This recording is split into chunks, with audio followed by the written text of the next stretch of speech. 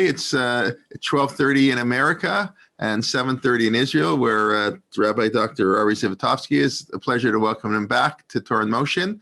And Rabbi Dr. Ari is a professor of neuroscience at Bar-Ilan University. He's just coming back from teaching, actually, and of course is one of the founders of the Masorah dinners, where they eat all these exotic animals and discovering kosher animals, and has an interest, as he calls halachic adventures. And I guess I want to wish Ari a mazel tov that his son recently became the first person to be born in Jerusalem, Israel, officially. His son's, I think, 19 years old or so, but for many years he's been fighting to have his son recognized on a passport. His case went all the way to the Supreme Court of the United States, and twice to the Supreme Court of the United States, okay? And just about 2 weeks ago, it was announced that his son can have a passport, Jerusalem, Israel. So I want to give you a mazel tov on that, if I may.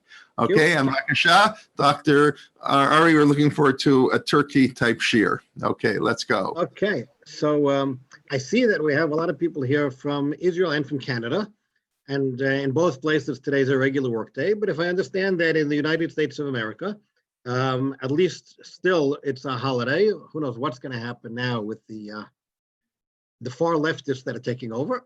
But the holiday is celebrated usually by eating a turkey dinner. And the question is turkey a kosher bird? That's what I'd like to talk about. But in order to talk about is turkey a kosher bird, we're going to start off by discussing the kashrut of exotic birds and how we determine which fowl are kosher and which are not. Okay, you see the PowerPoint? Okay. It's all in blue. Merida Tarnagolim, Kashrut Shalafot. Okay, so we're going to talk about exotic birds, and then we're going to get to the turkey, which for most people today is not exotic. And actually, it's worth pointing out, even though it's a holiday in America when they eat turkey today, they only eat turkey on holidays. Here in Israel, we eat it all the time, and Israel is actually the #1 consumer of turkey per capita in the world, far and above most other countries. I don't remember the latest numbers, but I think it's more than 50% more than the US, which is way above any other country. We just here in Israel don't eat it as whole turkeys the way you do on Thanksgiving, but in shawarma and in other fashions. So turkey is very widely eaten in Israel. Okay, how do we know which birds are kosher? So the Torah twice repeats the laws of kashrut in Parshas Shmini and in Parshas Re'eh, and both times regarding birds, all that we have is a list of those birds that are not kosher. And the lists are more or less identical. It's 20 birds in one, 21 in the other. Some of them have after them limina, meaning their species or expanded list, which the Talmud tells us means there are a total of 24 non-kosher types of birds. And by implication, everything else is kosher. Meaning in the time of Moshe, Moshe comes down with the Torah, tells the Jews, these you shall eat, these you shouldn't eat. When it comes to birds, he just said, these you shall not eat. And now if anybody would have come to him with another bird, and they say, is this bird kosher or not kosher? All they would have had to do is look at the list, compare that bird to the list, and if the bird is not on the list, it's a kosher bird. Well, we might think we could try that today as well. Now, as all of you in North America know, if you want an authoritative translation of any Jewish source, we just go to ArtScroll. So here we go to the ArtScroll translation of the Chumash. And he tells us, these shall you abominate from among the birds. They shall not be eaten. They are an abomination. The nesher, the paris, the ozniah, the da'ah, and the ayah. And we see that the translation is not much of a translation. It's more of a transliteration. Meaning, you come to this list with your bird, and I know what the bird is in English, and now I want to know, is it kosher? And I want to compare it to the list. I can't do that really so well because they haven't translated anything for me. Now, you might think that ArtScroll was just copping out. It turns out they're not the first one to do this. If you go back 150 years before ArtScroll, you'll find out that Rav Samson Raphael Hirsch did the same thing. Rav Samson Raphael Hirsch, when he translated the Torah into German, you see over here the da'ah on the ya'ayah, Yudin Oreb. I can't read most of these, both the font and the language, but you can see clearly there's no translation. The Kos and the Shalach, he did the exact same thing as Art Scroll. So although I could see on Rabbi Jay's face when I showed the Art Scroll that he was Mak Choizik from the Art Scroll, but what's he going to do? Because he likes Rav Hirsch.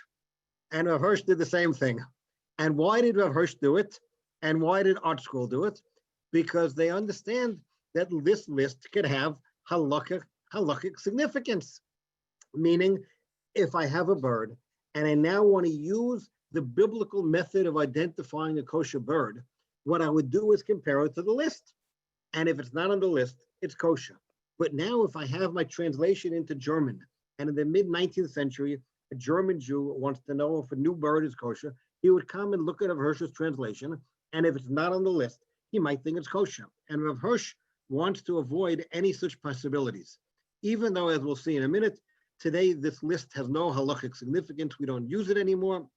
Nonetheless, in order to avoid such a potential pitfall, Rav Hirsch and Art Scroll chose not to translate, but rather to transliterate the list so that there wouldn't be any mistranslations, misidentifications. This was what happened in the biblical period. At some point, some of the identifications of these birds started to be forgotten. And the problem is that a list of exclusion requires that you know every one of those species. How would I know it's kosher? Only if I know it's not on the list. But that means that if even one of these birds I no longer know how to identify, I can no longer exclude my new bird. So when you have a list of exclusion, you need to have positive identification of every one of those birds. So by the time of the Mishnah, Chazal already understood the list wouldn't be good enough, and they gave signs. So the Mishnah tells us, Simone of lo ne'amru. The Torah didn't give us signs for the birds. Aval amru chachamim, the sages did. They told us, call of hadores tamei. Any bird that is a dores, which will translate as a predator, is tamei, tamei meaning non-kosher. V'chol sheyesh lo etz b'yatera, v'zefek, v'korkavon niklaf, tohor. Any bird that has an extra finger, extra toe, it has a crop, and it has a gizzard in which the inside layer can be peeled out, are kosher. So the Mishnah has given us one negative sign and three positive signs. If it's a predator, it's not kosher. If it has an extra toe, if it has a crop, and it has a peelable gizzard, it is kosher. Now, really, it would seem that if it's such simple list and such simple signs, why the Torah didn't give them? And I have no answer. Why did the Torah give just a list and not the signs? I don't know. But the rabbis, Chazal, and the Mishnah gave us these signs. It bothered Tosfos. If the Torah didn't give the signs, how could the rabbis possibly have given these signs and been certain that it's not going to lead to an error? How could they know that their observation was so perfect that they could give us physical signs that then would identify the kosher birds? And so Tosfos was bothered by it, and Tosfos said it can't be that they did it just on observation, and he postulates that there had been an oral tradition going back to the days of Noach, who had been able to identify every kosher and non-kosher species.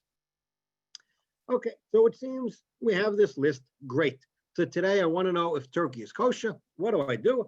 I now don't look at the list for the Torah. I look instead at the signs for the Mishnah. Well, how do I apply these signs to turkey or to any other new bird, pheasant or guinea fowl or any other exotic bird? So first of all, we need to know what these things mean. What's a dores? What's an etz b'yatera? And unfortunately, by the time of the Rishonim, by the medieval rabbis, we already had lots of debate how to use these, what these signs mean. So for example, what's a dores? What's a predator? Well, Rashi says a dores means he holds down his feet with his foot. He holds down his food. So he holds down his food with his foot, and he then picks it up with his beak and eats it. Now, this definition bothered Tosfos very much, because Tosfos said, we all know that chickens are kosher. That nobody has ever argued about, well, at least until very recently, when there was a huge debate here in Israel about certain breeds of chickens. But until very recently, nobody questioned the kashrut of chicken. And yet Tosfos says, According to this definition of Rashi, a chicken would seem to be a dores, a predator. Here's just an example of a dores, captured as food. And so Tosfot gave a different answer. Tosfot says that Rabbi Tam said, what's a dores? Dores v'ochel michayim ve'eno mamtin lad shetamut. That a predator is a bird that eats its prey while the prey is still alive. And then I guess Tosfot felt chickens don't do. But those aren't the only explanations. Rambam, Maimonides, gives another explanation. First, he gives a way to recognize it from the Mishnah, and then he says, "Shekolet min avir v'ochel ba'avir." He catches his bird, catches his prey while in flight, and eats the prey while he's still flying. And Ramban gives a different answer. Ramban says, "What's a predator? Shua tzatzayid v'horeg otam b'makat drisa shedores b'tzipanav." He kills its prey with its toenails. So we have a wide diversity here of what it means, dores. So if we want to use these signs that we find in the Mishnah, we have to somehow know at least what it means, predator. Okay, maybe the other signs are easier. What does it mean, an extra toe? Even for an extra toe, we have a debate between Ran, the Rabbeinu Nisan, the Ran, and Rashi. Rashi says the extra toe, Zu etzba hagavoa shachar etzbot, the extra toe that's behind the other toes. Meaning, according to Rashi, in this picture, you have these toes in the front, and this toe in the back is the extra toe, according to Rashi. The Ran says, no, that's not an extra toe. Extra toe means mishlosha ha'etzbot ha'kdumot ha'emtsa'it arukayot ha'mayashar. That among the three forward-facing toes, the middle one is extra long. Like you see over here. You see that middle toe is longer than all the others. So according to Ran, that's what it means, etzbiatera. So again, we have a problem. How do we apply these signs? We don't know what a dores is. We don't know what an etzbiatera is. At least the other signs, maybe we have a better understanding. The zefek, the crop, is the first stage in the digestive system of the birds. Here's the crop. Most of the time, the birds that we're going to eat are not the predators, but the prey. An animal that's prey for other animals needs to eat quickly and then go find someplace to hide. So chickens and other kosher birds eat a lot of their food. They store it in the crop, it's like a storage pouch at the very beginning of the digestive system. And then they go to a safe place and they digest the food. So that's relatively simple. A bird with a crop, that's one of the three positive signs of a kosher bird. Here's an example of the crop, and you can see you can blow it up. It can store a lot of grain in it. And what is kurkova niklaf, a peelable gizzard? The gizzard is the pipik that they serve in yeshivas. That's the kurkovan. And here you see a kurkovan right out of the animal. And by a peelable gizzard, it means that the inner membrane is peelable. The gizzard is the last stop in the digestive system, meaning that it holds all of the waste that's about to be expelled. And it's really just a muscular sac that's then going to contract and expel the waste. So when you take the gizzard out of a slaughtered chicken, it's a muscular pouch full of lots of waste material. And in a kosher bird, there's an inner lining, almost like a garbage bag, which just is easily peelable out, and then you're left with a clean piece of meat. So that's what it means, kurkova niklaf. So we now have at least two of the four signs, we know what they are. But let's just go back to the Mishnah a second. And the Mishnah gave us signs. The Mishnah said we don't use the list anymore. Here we have signs. Kol ofa dores tami. Any bird that's a predator is not kosher. We're not sure what that means. But even before that, how do we use this list? For a bird to be kosher, does it have to have all four signs, meaning it's not a predator and it has etzbiatera, zefek, and kurkova niklaf? Or maybe the three positive signs are an indication that it's not a predator. Or maybe one of these signs is more significant than the other. The Rambam gives a lot more significance to a peelable gizzard. So for that, we have a debate among the Rishonim as well. How do we use the signs? What do each of the signs mean? So it could be that in the time of the Mishnah, in the time of the Talmud, they knew how to use the signs, and they used the signs to identify a kosher bird. However, that period ended a long time ago.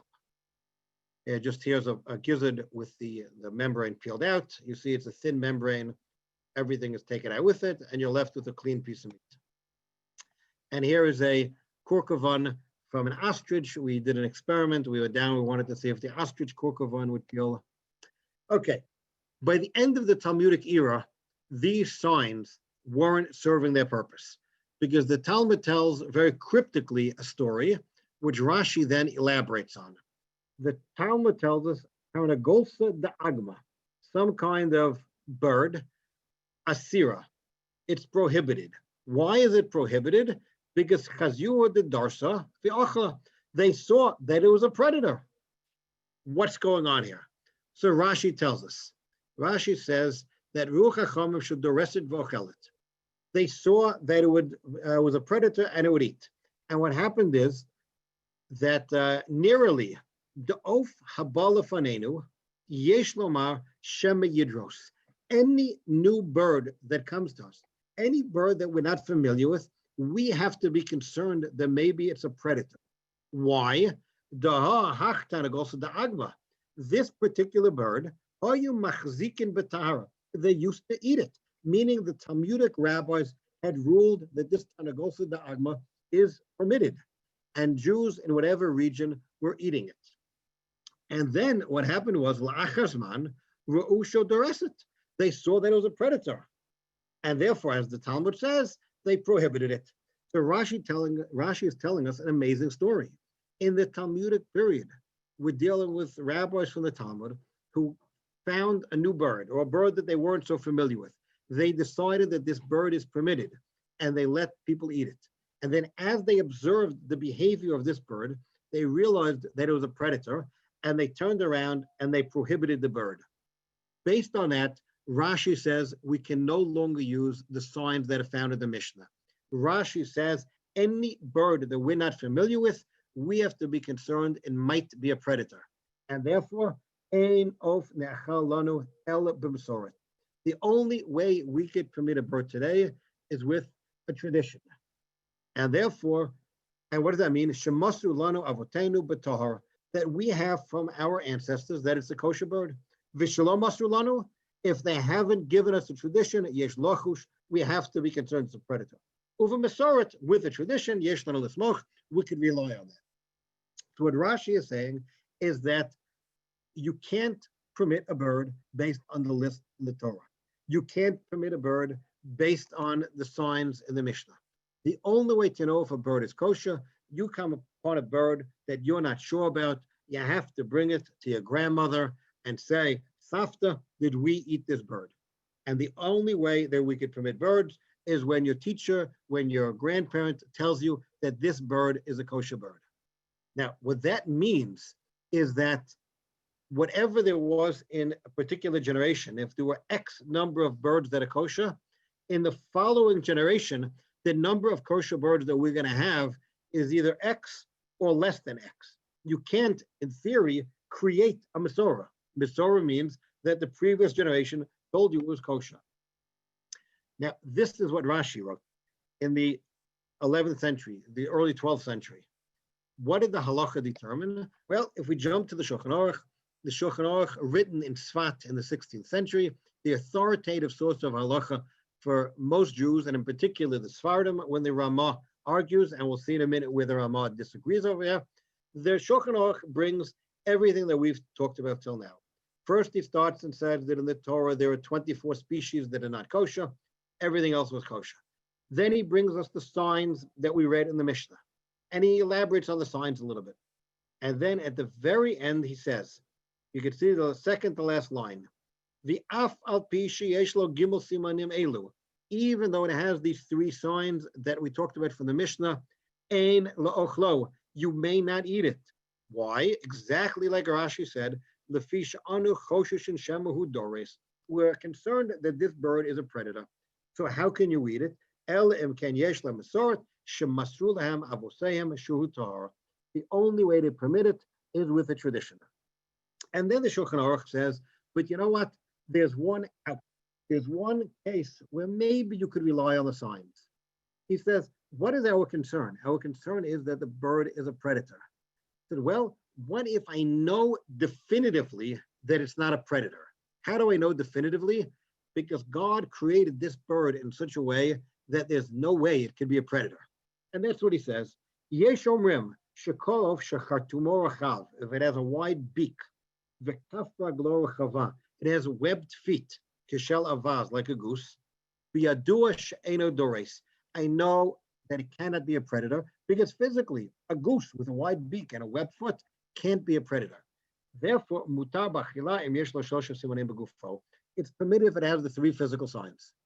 And then that's where the Shulchan Aruch finishes. So the Shulchan Aruch, which is the authoritative work for Sfaradim, says that you must have a tradition to permit a bird unless it has the goose comparison. And the Ramah says, the Ramah, who's the definitive authority for the Ashkenazim, says, V'yesh omrim, she'en l'smoch afilu azeh, ve'en l'achol shumof, el b'mesod sh'kiblu bo shu tohar, v'chenogim ve'elishanos. He says, the Ramah says that Ashkenazim don't even rely on the goose comparison. Even if it has webbed feet and a wide beak, we only eat birds that have a tradition. Okay, so now if I would stop and I would ask for some suggestions of birds that we have a tradition on. Why don't we do that? Can anybody give me some names of birds that we have traditions on today?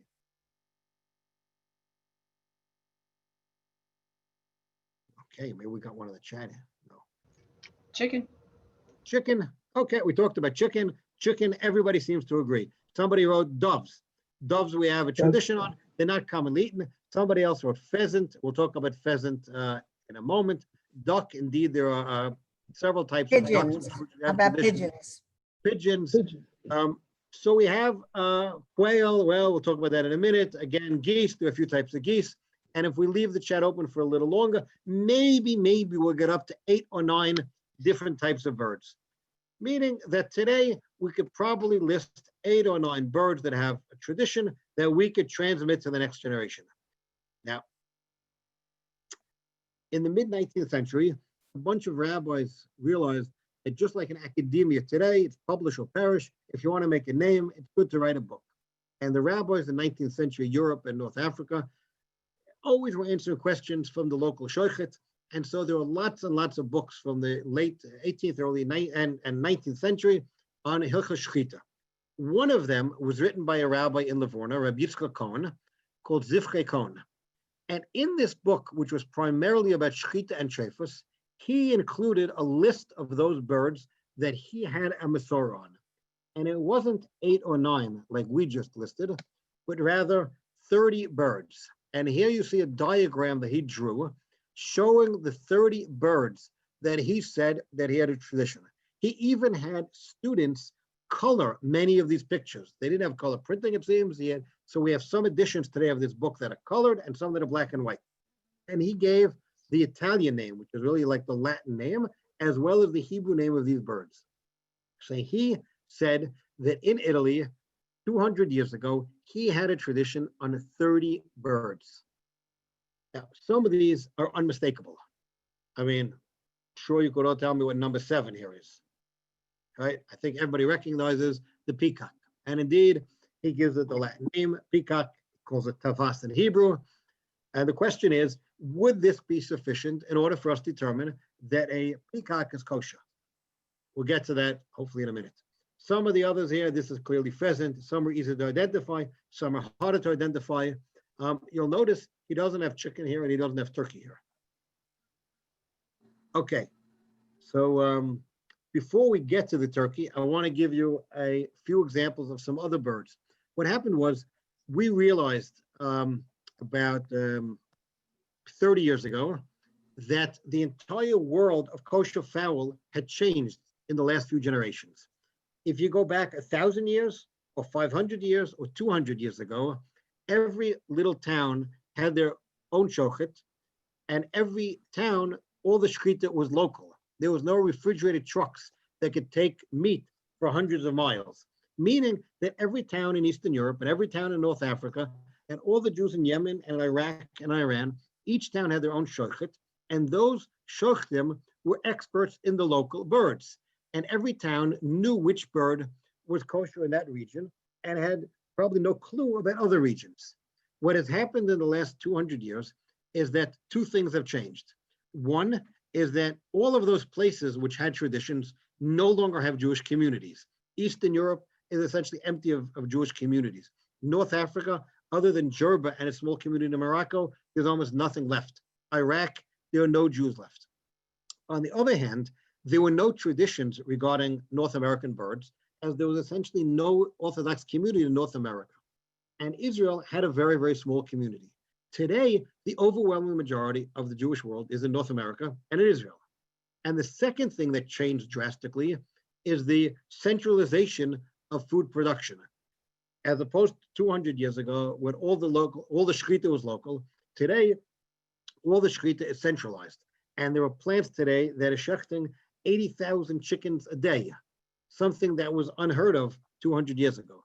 And you could have a shochet who's working in a plant like that, who shechts over his career millions of chickens and shechts nothing but chickens.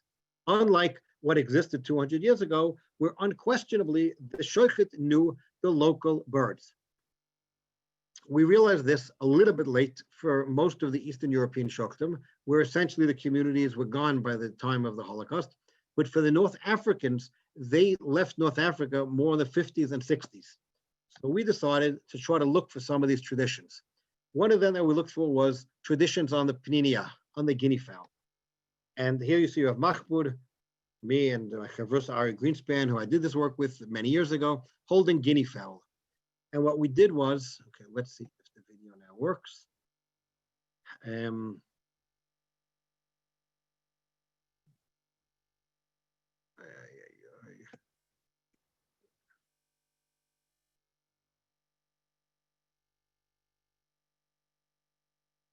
Okay, what I have here, we put together a video of a few of these older rabbis that we interviewed and asked them about various birds. Okay.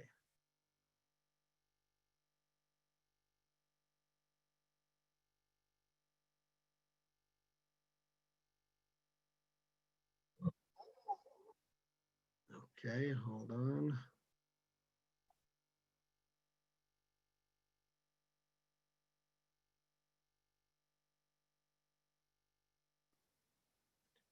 Okay, let's see if this works. Okay, most of it's in Hebrew, so I'll narrate on top of it. Here we went to visit. אינתדה. We asked them, do you recognize this bird? אתה מכיר את זה. ואתה זוכר ששחטו את זה? כן, אני שחטתי את זה. אתה שחטת את זה.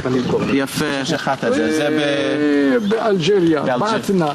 בעיירה באטנה. באתנה. כן. זה לא רחוק מקונסטנטין. למה קוראים לה? פיפיה. פניניה. פניניה. We went to another rabbi who was from North Africa, and then he was in France, and he also gave the bird, he identified it, and told us that he knows that it's kosher. Okay, so this is just to give a demonstration what we did. We went around to these various communities looking for traditions. Okay, back to the PowerPoint.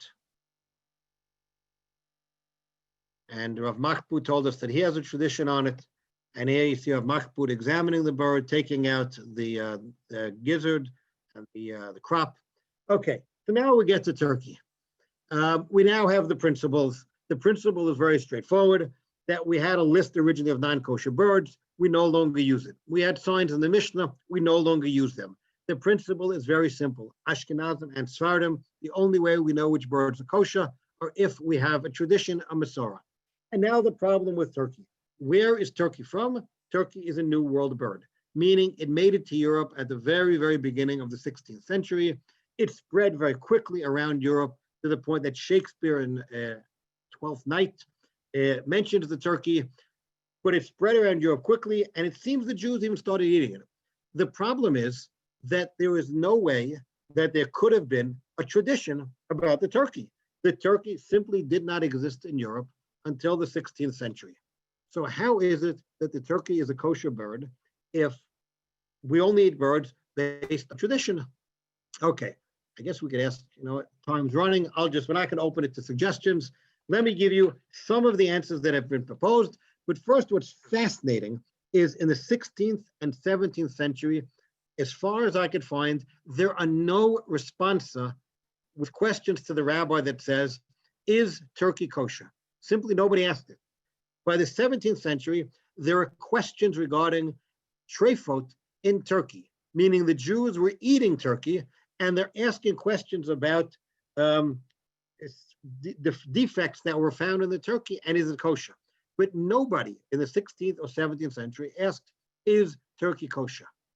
In the 18th and 19th century, we start getting a different type of question. We start getting the question of, why is turkey kosher?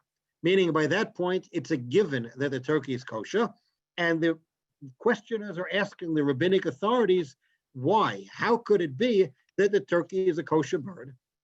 And the answers that were given, some of them are problematic, and some of them could shed light on how the poskim understood the parameters of which birds are kosher. So, for example, some people will tell you, and this one is not in the poskim, but this one many people suggest, is that obviously the turkey is kosher. The turkey is a New World bird. And if it's a New World bird, it couldn't have been on the biblical list.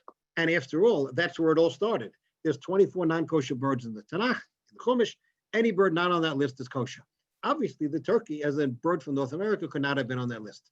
That answer is fallacious because that list wasn't 24 species in the modern definition of species, but 24 categories of birds, such that if you had brought the American eagle or the American types of vultures to Moshe Rabbeinu, he would have told you, obviously, that vulture is a predator and it falls under the category of this and this bird in the list, meaning the 24 broad categories. And clearly, there are North American predators that would not be kosher and would have been in one of those categories in the list. So to say that Turkey, New World, couldn't have been on the list doesn't work. Some people, and unfortunately this includes some of the best books on Masechet Chulin, mention another suggestion. They say, no problem. Turkey, New World, we know, they say, that some of the 10 lost tribes were in South America, and they were eating turkey, and we rely on the tradition of the 10 tribes who were in South America. That answer I find to be very troubling. I don't know how they know who the 10 tribes in South America were. I don't know how they know that there were 10 lost tribes in South America, and I don't know why you would assume that they were still keeping the laws of kosher. There are some who suggested, and this is in the 18th century, they thought the turkey was not New World, but it was from India, hence the Hebrew name Tarnagol Hodu. They thought that it was from India, and there was a Jewish community in India, and therefore we rely on the tradition of the Jews of India. Unfortunately, that answer is found in some of the halakhic literature. And by the way, just to point out, some people like to make the connection. The bird is called Tarnagol Hodu, the chicken from India, because they thought it came from India, and it's eaten on Thanksgiving. And they say that in Hebrew, thanks is Hodu. It's important to just point out totally different roots. The word for giving thanks is lahodot, and Tarnagol Hodu, the word from India, is from the root of Hindi with a nun in it. And so the Dalid in Hodu, in the name India, has a dagesh in it for the missing nun. And therefore, Hodu as India and Hodu as to give thanks are two totally different words. Okay, other people suggest that maybe the turkey snuck in to the Ashkenazi European diet via the Spanish traders and the Sephardim. And they want to say that Sephardim didn't need a Masorah. The Sephardim relied on the simonim, on the physical signs. They started eating it, and then the Ashkenazim relied on them. As you all by now, that's obviously not true, because the Sephardim also need a Masorah. The Mechaber, the Shulchan Aruch, was very clear that the Sephardim also rely only on a tradition.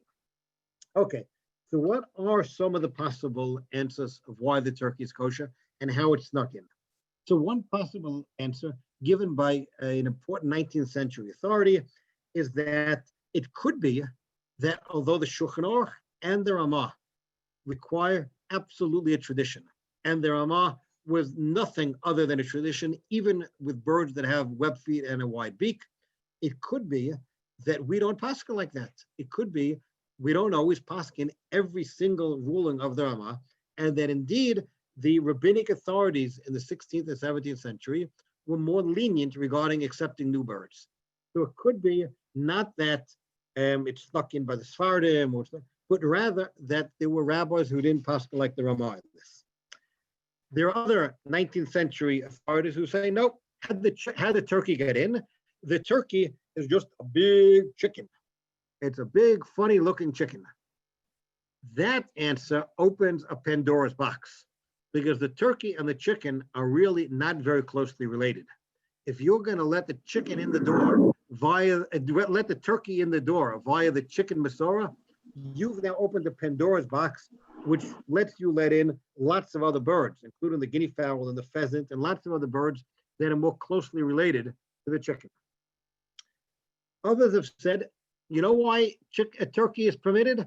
Because the exact reason why we need a tradition. The reason we need a tradition is because we're concerned that maybe it's a predator.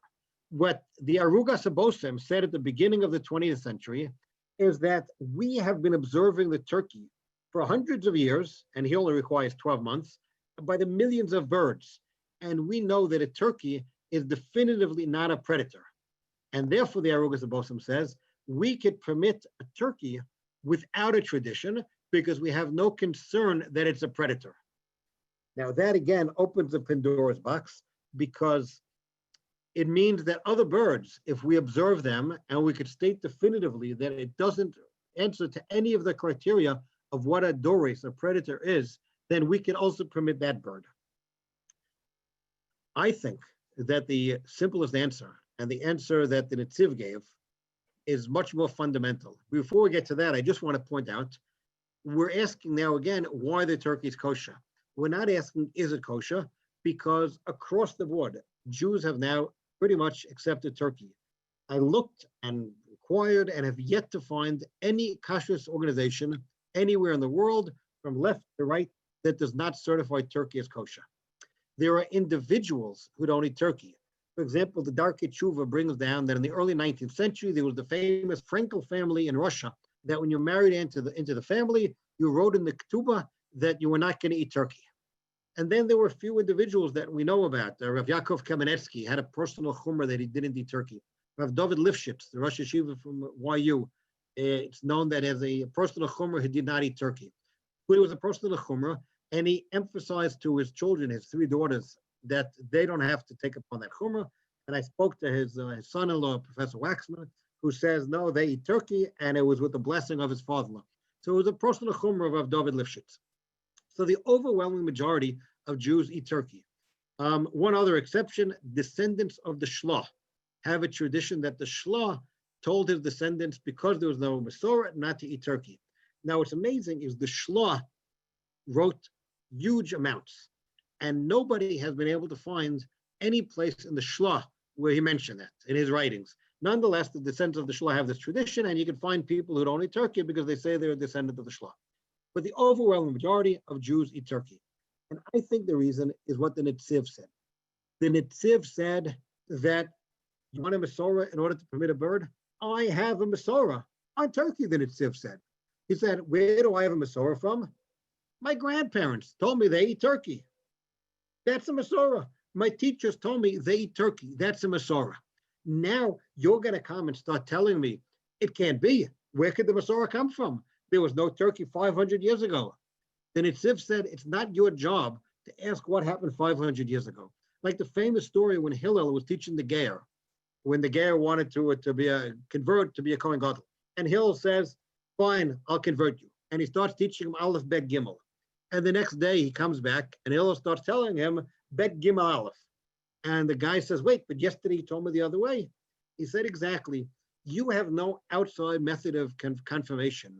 You're going to have to rely on what I tell you. And that's how all of Jewish tradition works. You don't ask your teacher, how do you know this is an esrog? He tells you it's an esrog. You have to rely on him that that's an esrog.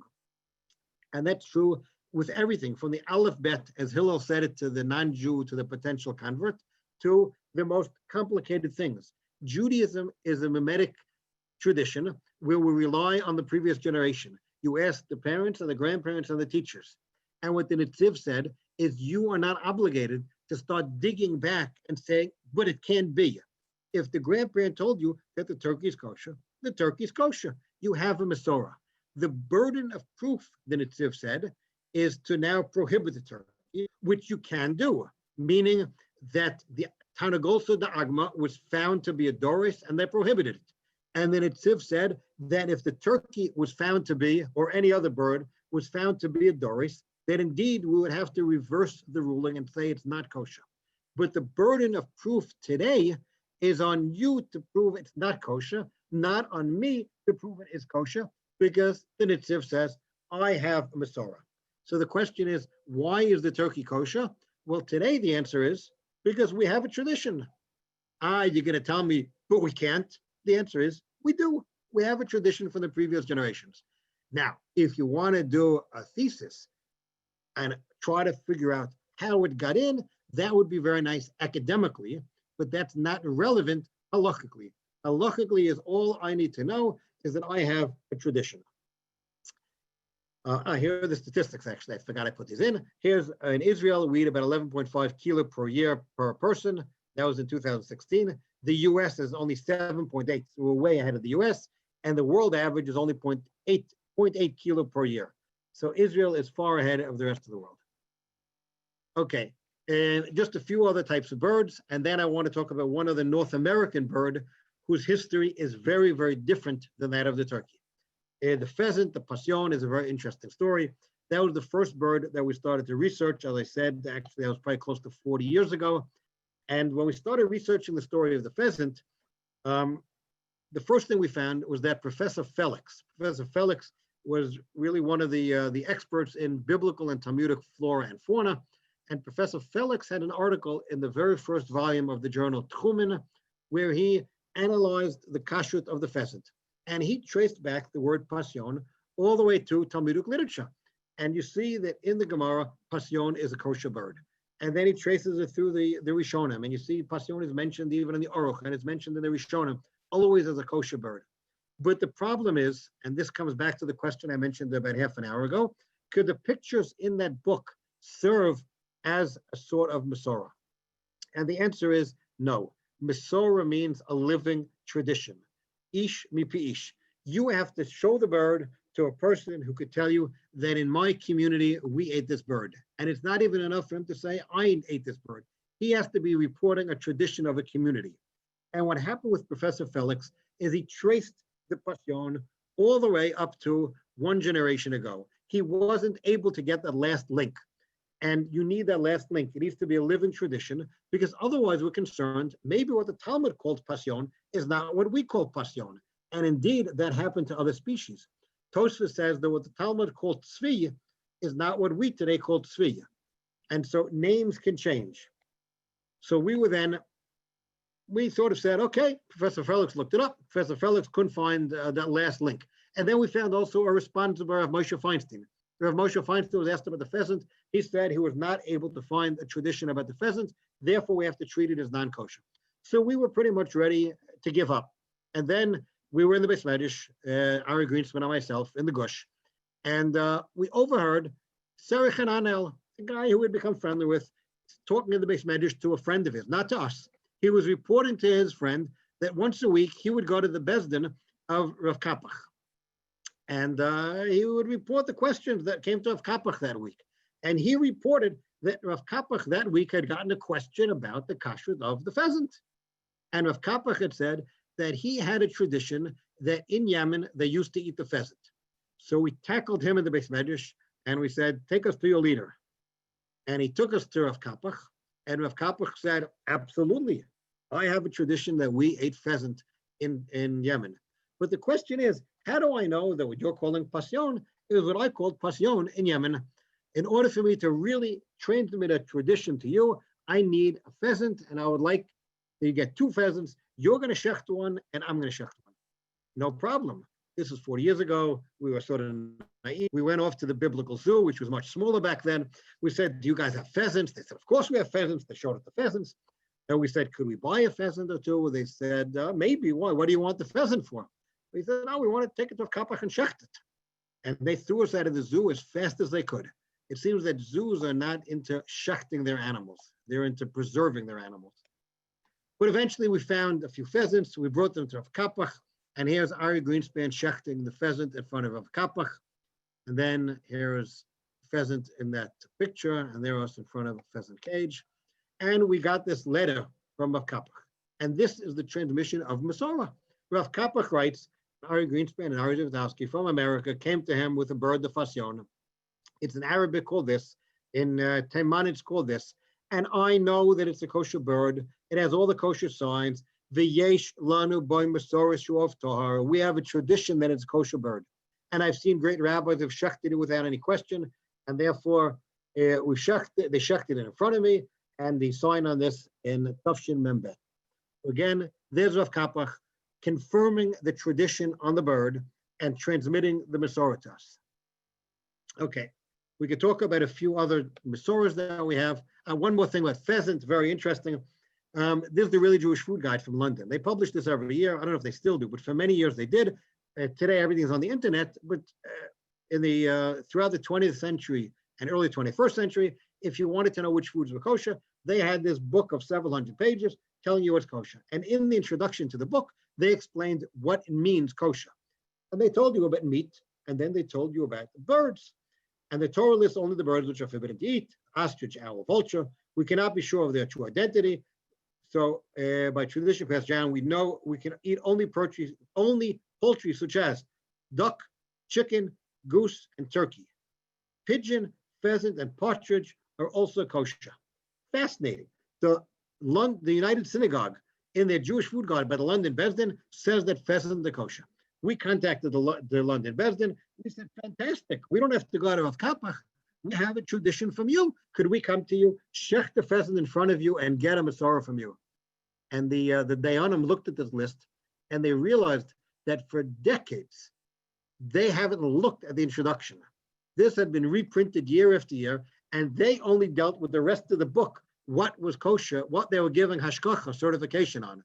Anyway, if you look at their kosher food guide now, pheasant is not there anymore. They went out. We ended out finding a British shochet who indeed did say he had a Masorah on pheasant. We brought him a bird. We gave him this letter. He signed. He said, indeed, my teacher, a shochet actually in Liverpool, said that he had a Masorah on pheasant and had shechted pheasant. Here's Mahbud. Here's Rav Tendler. Because what happened is, after we got the tradition from Rav Kapach, we wrote a letter to Moshe Feinstein. We said we have the tradition. In your Igros Moshe, you said you couldn't find a tradition. We got a letter back from his grandson and secretary, who said you need an oral and visual tradition in order for birds to be kosher. Rav Moshe Feinstein had already told you that without that, it's not kosher. And we were a little intimidated and timid, and it took us a long time to write back. And we said, you misunderstood. You have an oral and visual tradition. But by the time we sent that letter off, Rav Moshe was already not responding, and we never got a response from Rav Moshe. When we told this to Rabbi Tendler, I won't tell you the exact words that he used to describe his son, Rav Moshe's grandson, but let's just say he was disappointed. And he said that he had no question that Rav Moshe would have been willing to rely on the tradition from Rav Kapach. And we said, well, if you're so sure, put your money where your mouth is. And he said, no problem. And that's when we arranged the first halachic suda that we made. We served pheasant, and Rav Tendler indeed ate the pheasant. But I just want to end with a story of another New World bird that had a very, very different trajectory than the story of the turkey. As we saw, the turkey came to Europe very early, was accepted by the Jews almost immediately, and from then, there's been nobody who's questioned the kashrus of the turkey, from right to left, from north to south. The Muscovy duck is very different. The Muscovy duck is found in southern US, Central America, and South America.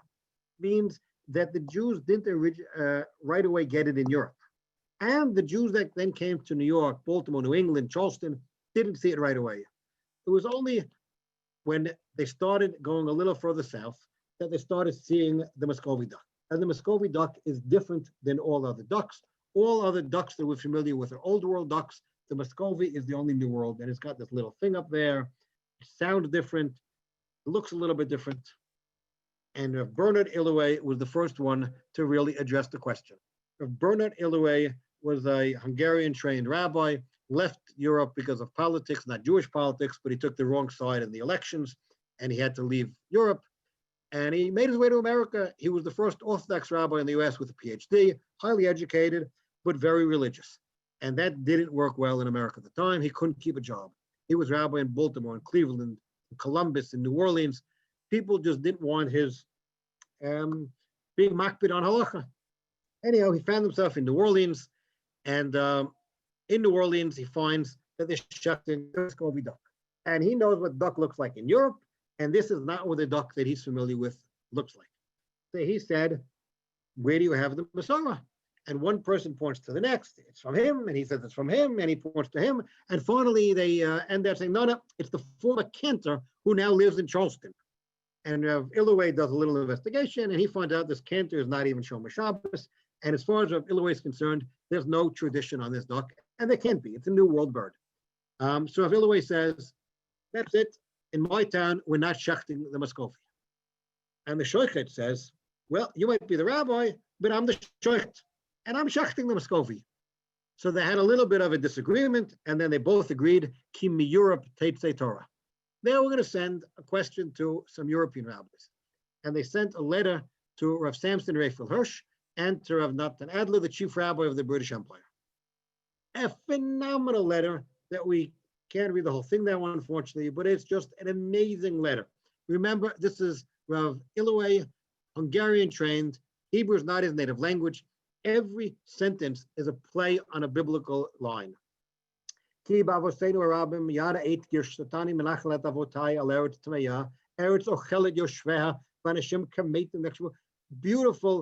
Biblical Hebrew. And he then describes, he says, when I came here to New Orleans, he said, I found really a mess. He said, and after my first drasha, more than 40 of the store owners closed their stores on Shabbat that they had been keeping open until then. And then he said, more than 10 families started that used to eat non-kosher, now kosher their kitchen. Now, he's known as a phenomenal orator. He would speak a Ne'ilah and go way after the fast, and nobody would budge. He was a well-known orator, and he says here how he really changed things in New Orleans. And then he says, but I have the Muscovy duck. And he writes the whole question. And by the way, he says, till today, you don't have in all of America more than, you have more than 200 communities, big and small. And you don't have yoter me'arba rabbanim musmachim. You don't have more than 3 rabbis. Umehem shlosha mitamidav shel Bilam. 3 of them are from Bilam's. Asher nemru aleim v'salachta la'avoni ki ravhu. Beautiful. He writes this to the rabbis in Europe, and he gets back from Rabbi Hirsch and from Rabbi Adler, and they both, based on what Rabbi Illoway had written, they both conclude there's no other conclusion they could reach other than that this bird is non-kosher. And from that day forward, the Muscovy duck was non-kosher in the United States. And the question comes up every few decades. However, that wasn't the end of the story. It could be that the Nitziv had discussed it. We don't know about that. In 1884, he doesn't give a name. Could be Rabbi Lieberkon in 1916 discussed it. Also, it's not clear. However, what was fascinating is a few decades later, the Jewish communities in South America started to develop. And there was a Rabbi Goldman who became the rabbi of what was known locally as Moiseville, who was known by the Jews as Kiryat Moshe. Baron Hirsch established these farming communities for the Jews in South America. In the middle of Pampas, he made a city that the Jews named Kiryat Moshe, 5,000 residents, 98% of them Jewish. And the rabbi was this Rabbi Goldman. They brought him the Muscovy duck. He also said, never saw this bird before, I don't know what the Muscovy duck is. But he understood 2 things. He, and together with another rabbi in South America, Rabbi Taran, they understood Ki mitzion teitzei Torah. And they understood that a rabbi can't rule about a bird without seeing the bird. So they sent a pair of Muscovy duck by boat from Argentina to Yerushalayim to ask Rav Shmuel Salant. By a nes nigla, an absolute miracle, one of the birds actually survived the journey. And they brought the bird to Shmuel Salant, who was a very old man at the time. And he had a visitor, Rav Chaim Berlin. And he said, Rav Chaim Berlin, you decide about this bird if it's kosher. And Rav Chaim Berlin said, I'm not deciding. You're the local rabbi. You're the Moda Asra. You decide. And Rav Shmuel Salant examined the bird. We don't know based on what he decided, but he handed it to his shochet. And this is right before Pesach. He said, prepare this bird for Pesach. And from that time on, the Muscovy duck has been treated as kosher in the land of Israel. And until very recently, until the production of foie gras, of fattened goose liver, which in Israel was always not goose, but duck, till that was banned, they were using ducks that were a hybrid of Muscovy and Pekin. And if they were using the children of Muscovy, obviously the Muscovy was being treated as kosher. And indeed, Rav Tzvi Frank in the 50s discusses the Muscovy.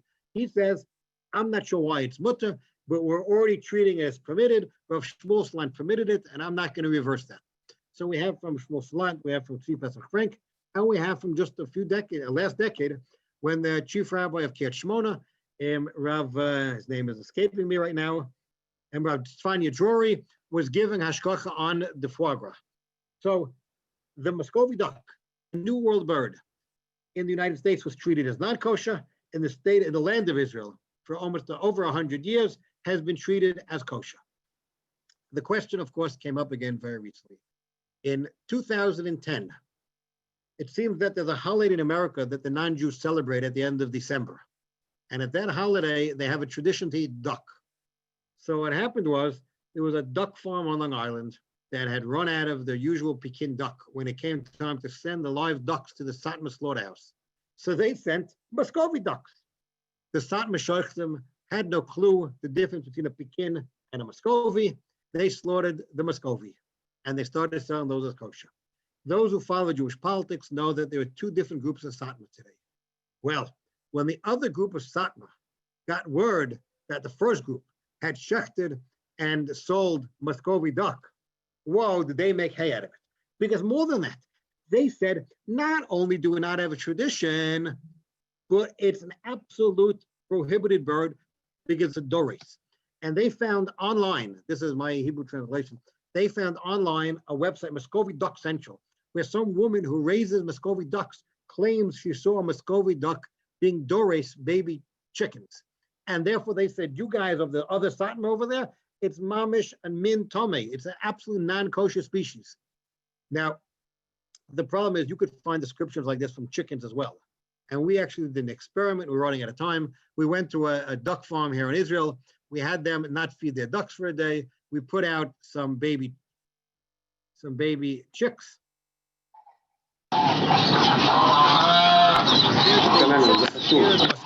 אתה מבין? זה מה שהם ראו. זה מה שהם ראו. כן, אבל אם זה היו אפרוחים שלהם, הם לא היו מאפרים אותם. מה שאני טוען... They were simply checking them out. And they didn't attack any of the birds.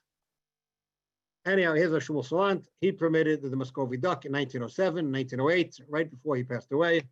And therefore, ever since then, it's been treated as prohibited in the US and as permitted in Israel.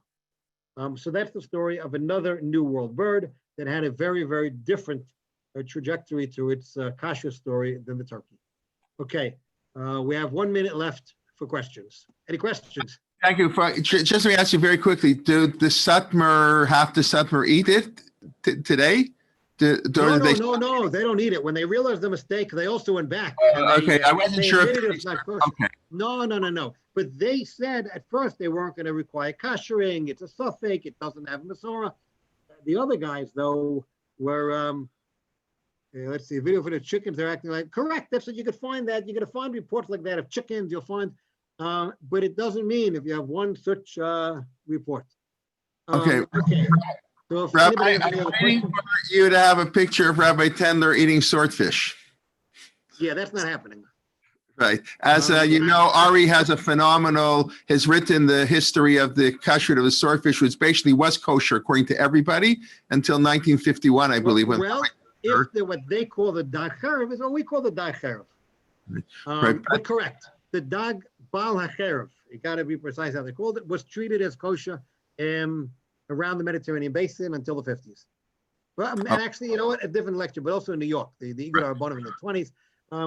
Any of any questions about turkey, about Muscovy duck, Yeah, or any besides, other of those exotic birds? no, just one question about the chicken doing that, I think. I don't see any others. No, so the only thing with chicken, so there have been discussion about exotic breeds of chicken. And indeed, the rabbis in the 19th century dealt with certain kinds of chickens with 5 toes, or if there were major significant differences between the physiologic or anatomic, between the chicken that we're used to and this other kind of chicken. So indeed, they would prohibit it. Recently, there was a big controversy regarding a type of chicken called the brakel chicken, a big controversy here in Israel, where some people wanted to say that our chicken, the standard is not kosher, only the brakel was kosher. Others said so the brakel is not kosher and only ours is kosher. It seems that none of them have a significant differences, and they really all should be included under the rubric of the standard chicken Masorah. And if you're going to find some chicken that appears to be a Doris, I guess you can quote what Rav Soloveitchik said once about somebody's dog who ate some toothpaste on Shabbos, and they said, you see, it's royal achilas kelev. And he said, maybe you have a dumb dog, a stupid dog. I don't know the exact language. But maybe there are chickens. What can I tell you? Maybe there's a chicken who will act like a Doris. But we raise billions of chickens today, and it's clear that they're not predators. Anyhow, that's the story. Thank you very much for we have a tradition on turkey. We have a tradition on turkey. Many people know that Rav Soloveitchik used to eat turkey at his Thanksgiving dinner. So for all of those of you in America who are going to eat your turkey Thanksgiving dinner, enjoy and don't feel guilty at all. correct. Okay, even in Canada. Okay, Right. thank you. Thank you very much, Rav Ari. Okay, we'll let you go this evening. Of course, the third of our triple header. Rabbi Daniel Koropkin of the Bayit here in Toronto will be giving our Parshat HaShavua shir. Everybody is welcome and urged to attend 8:30. He's currently the president of the Rabbinical Council of America, and hopefully we'll see 8:30. We'll see you next week. And okay, we look forward to learning with you. Please invite your friends to join us, and everybody have a wonderful day. And for those in America, happy Thanksgiving. Thank you very much. And thank you, Rabbi.